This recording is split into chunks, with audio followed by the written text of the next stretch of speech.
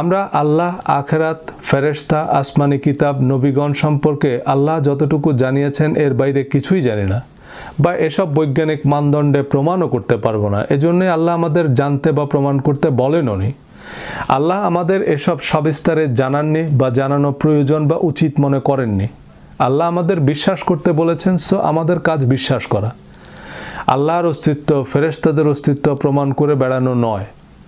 যারা নাসার বরাত দিয়ে কোরআনের বিভিন্ন বর্ণনার সত্যতার প্রমাণ দিচ্ছেন, তারা প্রকারান্তরে কোরআনকে নয়, নাসাকে সত্যতার মানদণ্ড হিসেবে বিবেচনা করছেন। তাদের কাছে নাসার স্টেটমেন্ট এই বিশ্ব ব্রহ্মাণ্ডের স্রষ্টার বাণীর সত্যায়ন। তারা বিশ্বাস আর বিজ্ঞানের পার্থক্যই বোঝে না। যেটা জানি সেটা হচ্ছে জ্ঞান, যেটা পরীক্ষা নিরীক্ষা বা পর্যবেক্ষণের মাধ্যমে বিশেষভাবে বা নিশ্চিতভাবে জানি তা হচ্ছে বিজ্ঞান। আর বিশ্বাস হচ্ছে যেটা জানি না কিন্তু সত্য বলে মেনে নিয়েছি। তবে জ্ঞানীর